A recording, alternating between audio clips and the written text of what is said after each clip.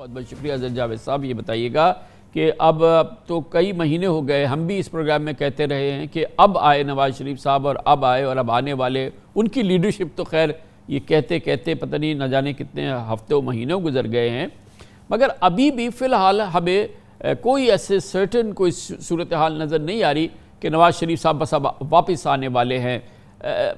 क्या वो बिल्कुल 100% श्योरिटी चाहते हैं कि जब वो यहाँ आएँ तो उनके लिए किसी किस्म का कोई मसला ना हो?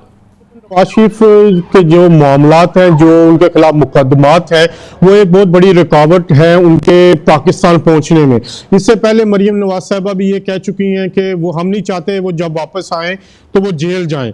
तो इस वक्त जो सबसे बड़ा इशू मुझे लग रहा है कि जो नए आर्मी चीफ की तैनाती है, जो लॉन्ग मार्च चल रहा है इमरान खान साहब का, और जो सियासी मामलात हैं उनकी सेटलमेंट के इश्यूज हैं।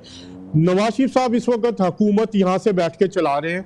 वो ये समझते हैं कि ये सारे मामलात जब सेटल हो जाए, जब मामलात डस्ट बैठ जाए, जो ये चीज़ें हों, तो उसके बाद उनकी वापसी हो। जो मेरी इतलात है गुज़िश्ता 1 से 2 दिन की, जो लीगल टीम है मियां मोहम्मद नवाज शरीफ की, उसने जो अपील है उसको जल्द सुनवाने के लिए इस्लामाबाद हाई कोर्ट में अपनी डॉक्यूमेंट्स तैयार कर लिए हैं। अगले हफ्ते 10 दिन में वो कोर्ट से रजू किया जाएगा। उसके बाद नवाज शरीफ साहब की वापसी के लिए उनकी हिफाजती ज़मानत, या जिस तरह इसहाक डार साहब आए थे कि उनको वो जो एक लीगल वे मिला था उसके तहत वो आए, लेकिन जो मुझे हालात ये लग रहे हैं कि इन सारे मामलात का सारा इन्हिसार अगले 10 से 15 दिन के वाक़यात पे होगा, जिसमें जो मामलात हैं पॉलिटिकली उस हवाले से। जहाँ तक नवाज शरीफ साहब की बात है, मेरी परसों भी उनसे मुलाकात हुई थी जब मरियम नवाज साहिबा की प्रेस कॉन्फ्रेंस हुई।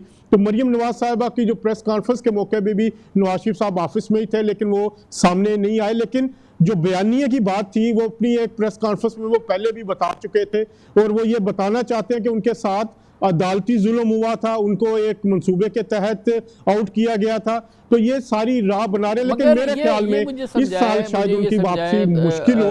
तो शायद मुझे ये समझाएं कि ये क्या एहसास है, क्या जवाब है, क्या रद्द अमल है कि हर गुजरते दिन, मुझे यकीन है कि नवाज शरीफ साहब को पता है कि उनकी हुकूमत गैर मकबूल से गैर मकबूल हो रही है, उनकी पार्टी की गैर मकबूलियत बढ़ रही है, इमरान खान की मकबूलियत बढ़ रही है, इमरान खान हर इलेक्शन जीत रहा है, मैदान में उतरा हुआ है, सामने कोई मुकाबला नहीं है, सियासी तौर पे एक बहुत बुरी सूरत हाल है, और उसमें नवाज शरीफ साहब का ना जाना उसने मज़ीद उस जो इस वक्त कमज़ोरी है हुकूमत की, ख़ास तौर पे नून लीग की, उसको बड़ा कॉम्प्लिकेट किया हुआ। इसका जवाब क्या है, इसका किस तरीके से इसका मुकाबला करेंगे लंदन में बैठ के नवाज शरीफ साहब, और कैसे इसको ओवरकम करेंगे?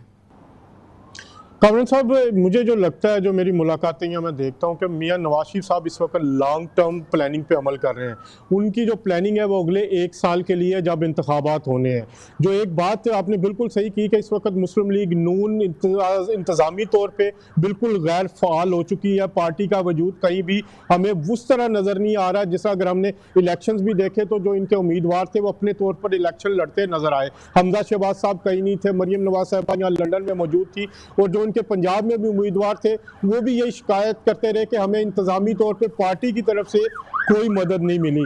तो नवाज शरीफ साहब का ये कहना, मेरी बात भी जब उनसे हुई तो उन्होंने कहा 6 महीने पहले 8 महीने पहले बयानिया जो था वो इमरान खान हार रहे थे तमाम इलेक्शन, तो वो उनका ये कहना था ये एक बबल है। जो उनकी सोच है, उनका ये कहना है कि अगले 4-6 महीने में नून लीग या जो PDM की इत्तेहादी हुकूमत अगर इकनॉमिक फ्रंट पे कारकर्दगी दिखाने में कामयाब हो जाती है तो नून लीग एक बेटर पोजीशन में होगी।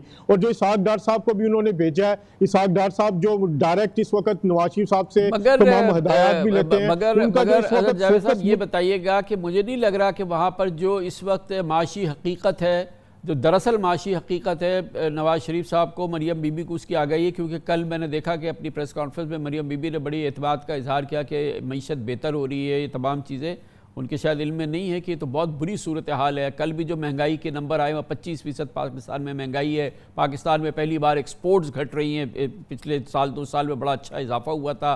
पाकिस्तान में रेमिटेंसेस कम हो रही हैं, उसका भी बड़ा एक शदीद दबाव सामने आ रहा है। हर लिहाज से जो आदाद शुमार हैं वो एक बहुत ख़राब माशी सूरत हाल की, इम्प्रूवमेंट की नहीं ख़राबी की निशानदेही कर रहे हैं, तो क्या वहाँ पर आगाही है कि ये ख़राबी जो है ये मज़ीद गैर मकबूलियत में इजाफा करेगी, मुस्लिम लीग नून की मज़ीद मुश्किलात बढ़ेंगी और इमरान खान जाहिर है कि मज़ीद मकबूल से मकबूलतर होता चला जाएगा?